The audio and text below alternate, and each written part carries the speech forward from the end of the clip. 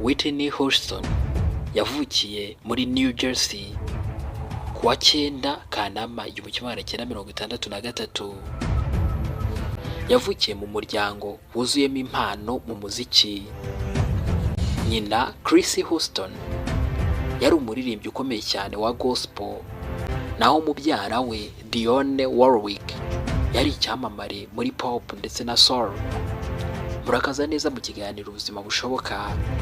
Benshi twibaza uko byagenze ngo bagere ku gasongero, ariko turacukumbura tukamenya neza ibanga ibyamamare tuzi byakoresheje cyangwa se bikoresha kugira ngo bagere ku gasongero, aho twese tubareba tukibaza uko byagenze ngo bagere aho ngaho.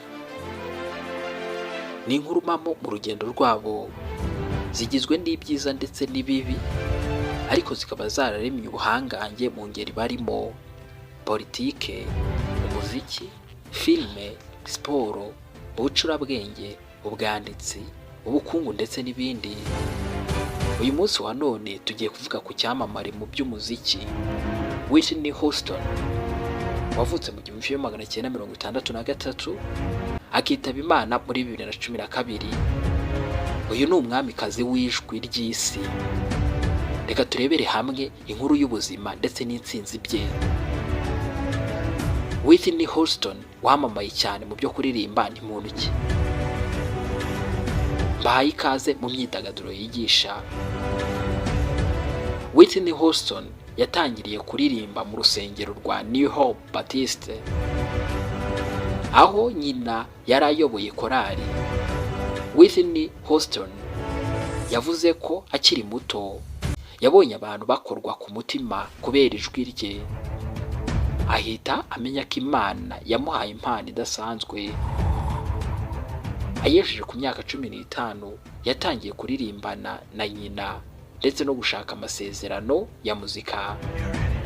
Afite imyaka 19 yavumbuwe n'umuyobozi wa Artista Records witwaga Chris Davis. Uyu yahise amufasha cyane gutangira urugendo, hanyuma rumugeza ku rwego mpuzamahanga. Mu 1985 yasohoye album ye ya mbere ayita Whitney Houston.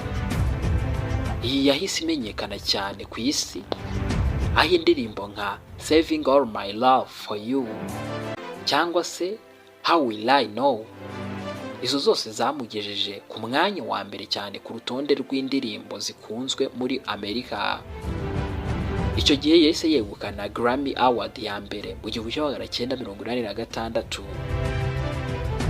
Mu 1987 haciyemo umwaka umwe yasohoye indi album ya kabiri ayita Whitney.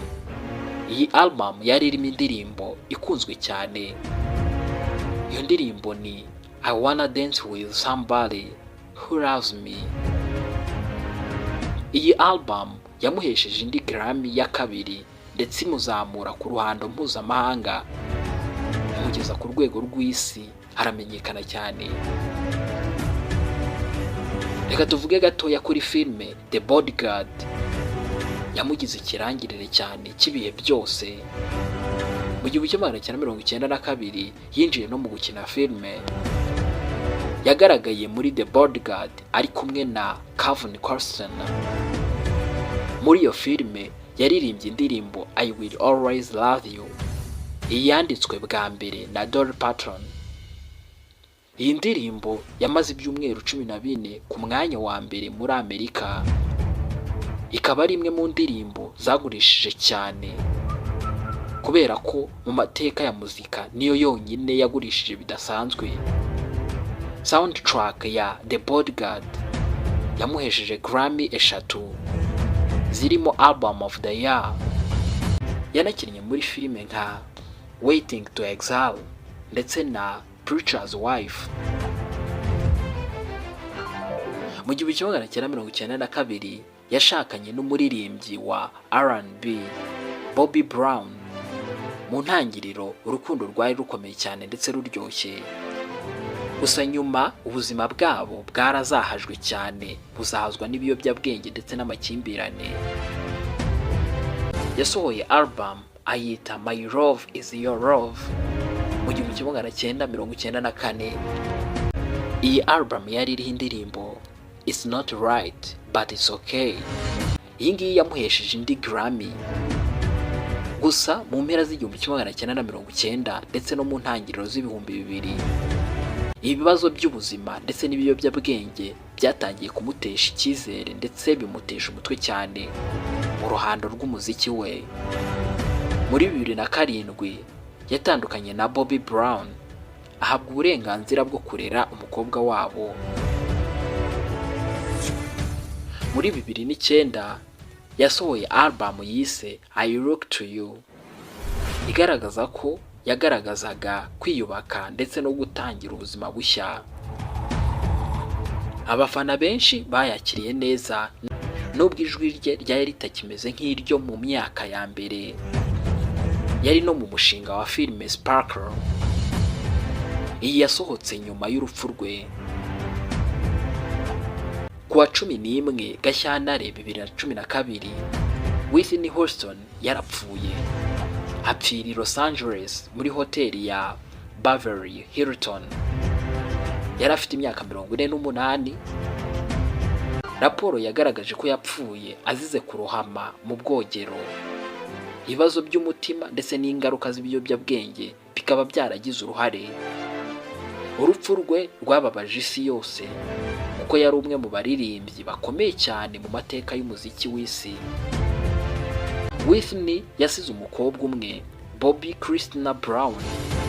Mu buryo bubabaje nawe yaje gupfa muri 2015 afite imyaka 22 nyuma yo kuboneka mu bwogero ameze nk'uwarohamye. Ibintu byateye benshi kwibaza ku mateka asa n'aya nyina bijyanye n'urupfu rwe nyine. Whitney Houston hari icyubahiro ndetse n'umurage yasize. Yinjijwe muri Rock and Roll Hall of Fame muri 2020. Afite ibihembo byinshi kurusha abandi bahanzi bose mu mateka nk'uko byemejwe na Guinness World Records. Album ze za mbere enye zagurishije cyane, zigurisha kopi zirenga miliyoni 86 ku isi. Ntabwo twasuza amateka ya Whitney Houston tutagaragaje isomo ku ubuzima bushoboka. Inkuru ya Whitney Houston itwigisha ko Imana ishobora kuguhesha icyubahiro ku isi hose. Intsinzi kandi nyayo isaba no kubungabunga ubuzima bwawe bwite. Ikindi, kuba icyamamare si garanti y'ibyishimo niba ubuzima bw'imbere butameze neza. Nubwo umuntu yagira ibigeragezo bikomeye cyane, umurage w'ibyo yakoze bishobora gukomeza kubaho. Whitney Houston azahora yibukwa cyane nk'ijwi rikomeye cyane ry'ibihe byose mu isi. Ijwi ryuzuye imbaraga, amarangamutima ndetse n'ubutumwa bw'urukundo. Ni nahangaha nsoreje ikiganiro cyacu ubuzima bushoboka. Ikiganiro mukurikirana hano kuri MUHIRE JC official. Nimba wadukunze kora like, ukore subscribe niba utarayikora kugira ngo tujye tubana mu biganiro byose tubategurira. Naho ubutambukira ikiganiro.